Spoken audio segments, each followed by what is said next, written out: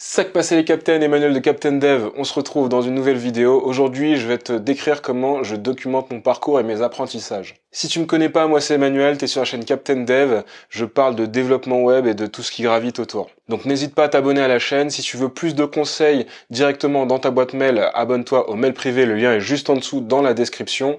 Je t'envoie 1 à 3 emails par semaine remplis de conseils, d'astuces et d'anecdotes. Donc n'hésite pas à t'abonner, c'est gratuit. Petit disclaimer, on est en pleine tempête aujourd'hui, donc excuse-moi d'avance, il y a des petits bruits de fond que j'ai pas réussi à supprimer en post-production. Donc concrètement aujourd'hui, je vais vraiment te parler des applications et des méthodes que j'utilise pour documenter tout ce que j'apprends dans le développement web. Avant, j'utilisais Google Reader qui a disparu. Maintenant, j'utilise Feedly pour suivre des blogs de développeurs. Il y a énormément de contenu maintenant qui est disponible sur Medium ou des plateformes vraiment spécialisées comme Dev2 ou des sites même comme HackerNoon par exemple. J'utilise aussi Pocket qui est une appli de liste de lecture. En fait, tu es sur n'importe quelle page web et tu peux venir enregistrer un lien pour le lire plus tard. Tu peux aussi taguer les liens et en fait ça me permettait de ne pas rater de nouveaux articles ou de nouvelles publications. Côté prise de notes, j'ai jamais vraiment été très assidu jusqu'à récemment. Donc avant, j'ai testé pas mal d'applis de notes et j'ai jamais vraiment su en faire un super outil. Et j'ai utilisé Google Keep, mais qui pour moi fait plus office d'application pour faire ma liste de courses par exemple. Et Evernote, j'ai jamais vraiment accroché. Alors peut-être que je suis pas allé assez loin dans le produit. Les deux grosses applis que je vais te présenter aujourd'hui, il faut savoir qu'il y a des alternatives. Ce qu'il faut que tu retiennes, c'est toutes les méthodes que j'utilise derrière pour pouvoir noter des trucs et compagnie. Donc concrètement, il y a deux grosses applis que tu as sûrement déjà dû voir, que j'utilise pas personnellement parce que j'ai jamais vraiment accroché, mais qui font un sacré bon boulot. C'est Evernote, qui est multiplateforme, que tu dois bien connaître, et Beer, qui est une application de prise de notes, mais dédiée à l'écosystème Apple. Donc globalement, le premier outil que j'utilise, et là tu vas voir qu'il y a différentes alternatives, c'est les mind maps. Le mind mapping ou les cartes heuristiques en français, en fait ça va vraiment te permettre de schématiser tes idées avec une gestion sous forme d'arbre en fait. Chaque idée ou chaque point va être une branche à laquelle tu vas pouvoir ajouter différentes feuilles en fait, et ainsi de suite. Donc là j'ai une appli, d'ailleurs j'ai le plan de ma vidéo qui est carrément sur une appli qui s'appelle Mind Map, qui est une appli dédiée à iOS qui est payante. Il y a d'autres alternatives comme Koggle par exemple, qui est une version un peu à la Google Drive pour les mind maps. Il y a énormément d'autres applis, je te laisserai chercher, hein. Le but c'est que tu retiennes. Hop, donc voilà, là on est sur la mind map de cette vidéo, donc c'est le plan que j'utilise, c'est comme ça que je fais mes plans de vidéo. Donc ça me permet vraiment de venir noter tout un tas d'idées, d'avoir une gestion hiérarchique des idées, avec un système de branches. En fait ça fait comme un arbre pour les développeurs, hein. On parle de dev ici, donc en termes de data structure ça ressemble plus à un arbre. Et donc là voilà, on est à l'écran et en fait si tu veux j'ai mon plan et pour chaque point je vais avoir des sous-idées qui vont venir créer des nouvelles branches.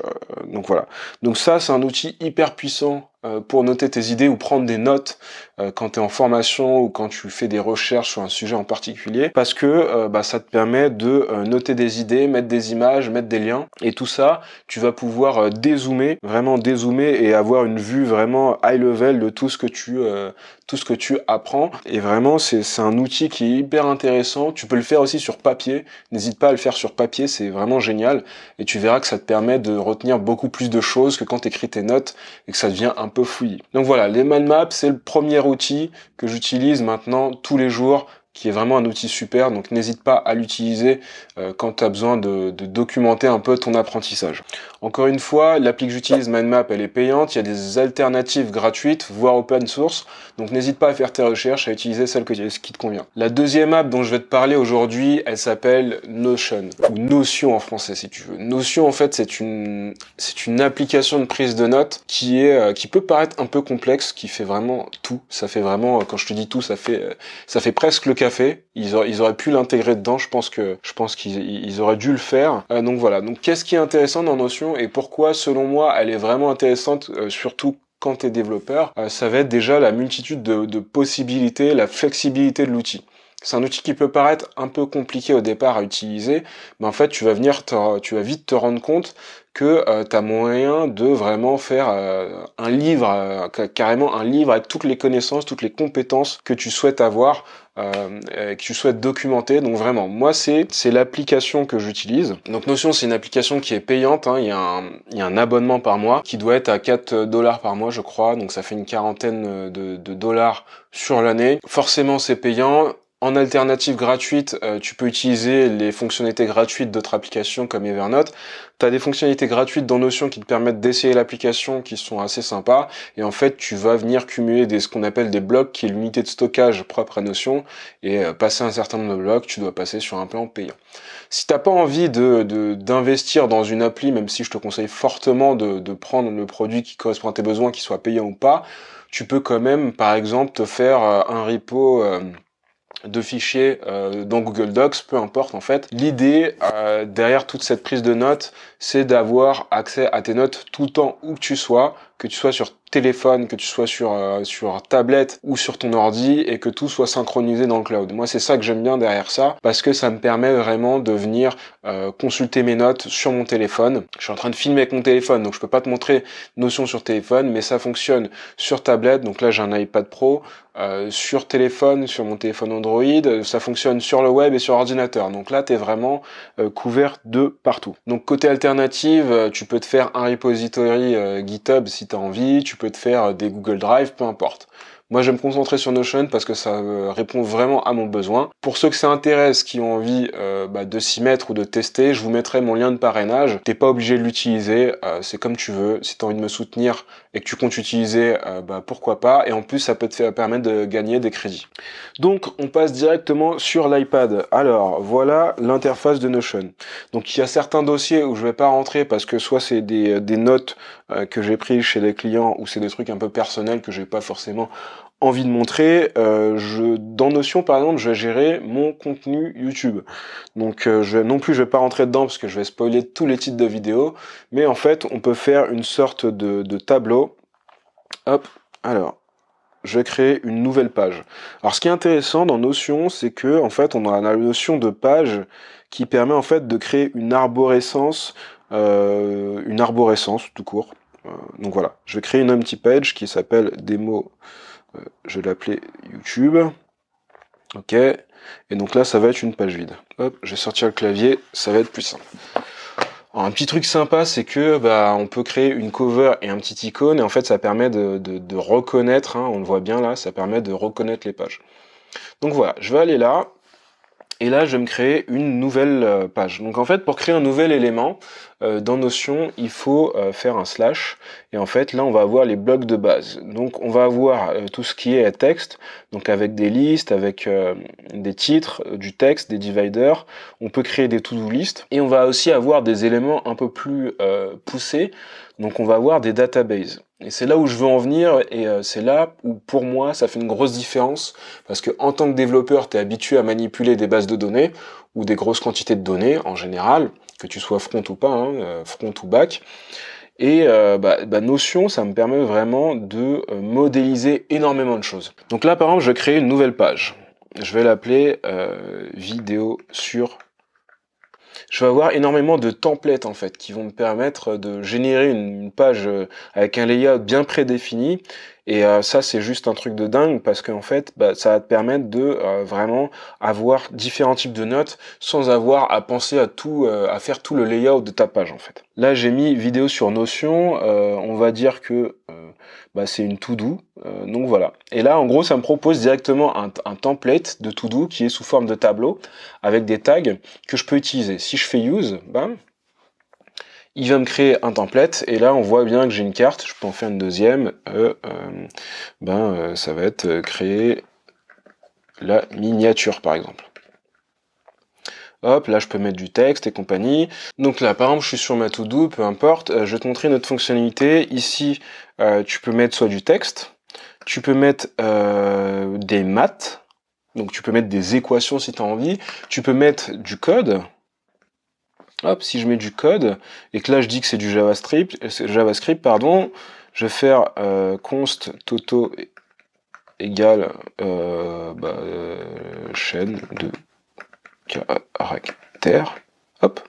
Et là, tu vois, tu as la coloration syntaxique sur le langage que tu as choisi. Tu as plein de langages, voilà, tu peux changer. Donc voilà, ça, faut vraiment comprendre que dans Notion, tu as énormément de possibilités de types de contenu. Bien sûr, ça existe sûrement dans d'autres applis, mais là, c'est vraiment bien fait.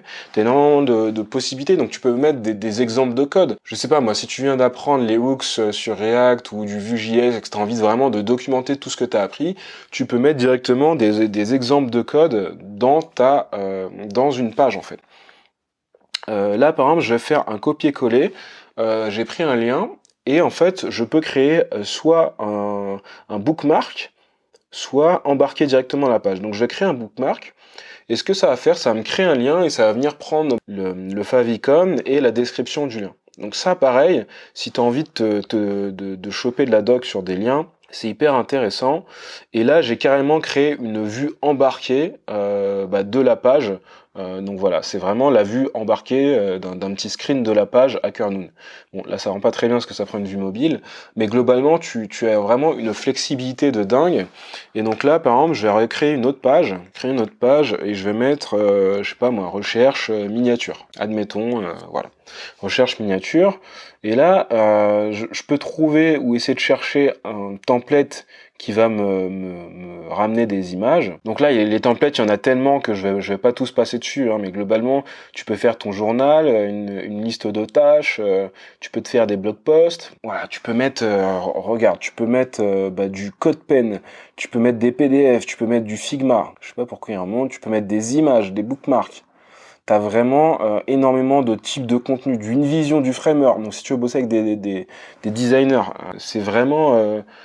il y a tout, il y a tout, il y a tout. Donc pour moi, cette application-là, quand tu es développeur, tu peux vraiment tout faire. Un autre truc que je t'ai pas montré, je vais revenir sur ma page de démo YouTube. Et en fait, ça m'a créé une page to-do qui à l'intérieur a cette page-là. Et si, hop, je vais aller derrière. Voilà. Si je veux recréer une autre page là, je vais mettre, je sais pas moi, plan vidéo. Hop, je vais mettre, je sais pas moi, je vais mettre un board, tiens, voilà. Hop. Donc là, ça va être par exemple les étapes pour créer une vidéo. Et en fait, la carte, tu vas lui mettre un statut, par exemple, not started, par exemple, voilà. Donc là, tu vois vraiment que tu as moyen de créer différents types de données. Donc là, on est sur un board. Quand tu as un board comme ça, un peu à la Trello, tu peux rajouter une vue. Et moi, ce qui me manquait dans Trello, c'était la vue calendrier. Donc si tu crées cette vue calendrier, en fait, tu vas pouvoir visualiser tes données de différentes manières. Et ça, c'est juste un truc de dingue. Parce que, en fait, hop, tu vas, regarde, revenir à la vue board. Je vais mettre une date, par exemple, à demain. Sur la carte numéro 1, je vais mettre une date à après-demain sur la carte numéro 2. Et là, je vais retourner sur mon tableau. Bam. La vue, on peut changer le nom, et là en fait tu vois bien que j'ai 2 points ici sur le 10 et 11, et en fait c'est parce que c'est la vue calendrier. Donc ça par exemple, moi j'ai mon calendrier j'ai mon board pour les titres de mes vidéos, je peux les scheduler dans le temps en fait, je peux les planifier, et c'est juste dingue les possibilités. Je vais te donner un exemple, je suis sur l'aménagement du bureau, là j'ai créé ce qu'on appelle une database, donc en fait c'est un tableau que tu peux utiliser comme une micro base de données. Tu peux faire des filtres, tu peux faire des sommes, tu peux faire... t'as énormément de choses que tu peux faire en fait sur... voilà, donc c'est un sorte de Excel dépouillé. Et ce qui est intéressant, c'est que par exemple, tu vois, j'ai mis des liens, tu peux rajouter des nouvelles colonnes. Donc quand tu fais Add Properties, tu peux rajouter des colonnes et dire qu'elles sont de type texte, numéro. Ça peut être des selects, des multi-selects, des URL, ou ça peut même être des liens vers d'autres éléments de notion en fait. Donc voilà, ça moi je m'en sers pour voir les dépenses et un peu suivre tout ce que j'ai acheté dans les magasins et voir un peu combien m'a coûté l'aménagement de mon nouveau bureau. Donc il y a certains trucs, je vais quand même pas rentrer dedans. Un autre que je voulais te montrer, là, c'est tous les emails privés que j'envoie, je les stocke dans Notion et ça me permet de repasser dessus de temps en temps ou même d'en renvoyer. Parfois, je fais des best-of. Donc voilà, là par exemple, j'avais fait des emails sur le testing. Donc j'ai juste copié-collé et ça me le prend en Markdown. Donc ça, c'était un email sur la stratégie de test que j'avais envoyé. Si tu l'as raté, bah écoute, peut-être qu'il repassera. Donc tu vois, ça c'est le genre d'email que tu peux retrouver dans mes emails privés. Voilà, je vais pas trop m'attarder dessus. Si ça t'intéresse vraiment, je te laisse juste t'abonner. Et en fait, ben tout ça, c'est une base de connaissances énorme parce que derrière, moi, si je veux faire une recherche, je vais chercher testing. Hop. Et là, en fait, il va me ressortir tous les contenus qui va matcher testing. Donc, j'ai même plus forcément besoin de mettre un hashtag, même si je pourrais, dans mon contenu, je pourrais mettre un hashtag. Et t'as vraiment une flexibilité de dingue. Je pense que si je veux vraiment faire une vidéo complète sur Notion, je pense que ce serait plus une playlist. Parce que c'est juste dingue ce qu'il est possible de faire avec Notion. Donc voilà, Notion c'est multiplateforme, tu peux l'utiliser un peu partout, c'est vraiment cool, c'est en temps réel. Donc n'hésite pas à jeter un œil. Moi je m'en sers vraiment pour tout. Je sais pas si tu as besoin de plus des démos. Moi ce que j'aime vraiment bien c'est que tu peux vraiment hiérarchiser tout ton contenu, hein. Tu l'as bien vu là dans le perso. J'aménage ma maison, donc je note toutes mes dépenses. Dans les emails, tu l'as bien vu, c'est juste du contenu. Donc voilà. Et en fait, tu as vraiment tous ces templates qui te permettent de créer des nouvelles pages avec tout un tas de layouts différents. Tu vois, si tu as envie de chercher un job, en fait, tu as un template qui te permet de gérer ta recherche d'emploi, par exemple. Et ce qu'il faut savoir, c'est que tu peux aussi trouver sur Internet des templates qui te permettent de faire tout un tas de tâches. Par exemple, il y a un YouTuber assez connu, je te remettrai le lien de sa chaîne. J'ai récupéré vraiment chez un autre YouTuber un template de production de vidéo, qui est vachement plus avancé, où là en fait tu vas avoir tout un template de publication, et en fait ça va te permettre aussi de gérer toutes les retouches vidéo. Tu as une base de données qui va contenir en colonne, en identifiant des timestamps, et là tu vas pouvoir dire à 2 minutes 30 il faut rajouter ce titre et compagnie. Donc voilà, Notion c'est vraiment une application qui peut être hyper complexe, mais pour les développeurs c'est vraiment génial parce que tu peux stocker vraiment tout type de contenu et vraiment te faire une sorte d'encyclopédie personnelle où tu vas venir stocker tout ce que tu apprends. Donc moi c'est vraiment ce que je conseille. Si tu l'as pas essayé, n'hésite pas à essayer la version gratuite. C'est vraiment intéressant comme application. On arrive à la fin de cette vidéo. Pour la suite, il va y avoir de la vidéo unboxing. J'en avais parlé dans certains commentaires ou dans des vidéos précédentes. L'idée c'est de essayer entre guillemets d'ouvrir des petits frameworks, de voir avec quoi ils sont packagés, et puis ça permettra de tester des nouveaux trucs. Donc là, n'hésite pas à t'abonner à la chaîne si tu veux recevoir des notifs quand ces vidéos sortent. J'ai aussi un petit projet de vlog un peu spécial qui sera tourné au mois de mai. Je t'en dis pas plus, mais je vais te l'annoncer bientôt via une nouvelle vidéo. Donc reste bien dans les parages, tu verras, ça peut être sympa, c'est sur des trucs plutôt cool. Sur ce, cette vidéo elle est terminée, j'espère que tu vas prendre le temps d'essayer Notion. Si tu as une autre alternative ou que tu utilises une autre application ou une autre méthode pour prendre des notes et vraiment documenter ton apprentissage, n'hésite pas à vous le partager en commentaire, ça ferait super plaisir de voir qui fait quoi. Qui utilise quoi. Comme d'habitude, n'hésite pas à t'abonner, mettre un petit pouce bleu, tu connais la musique, hein. Et pour tous les autres, à bientôt sur Captain Dev. Ciao!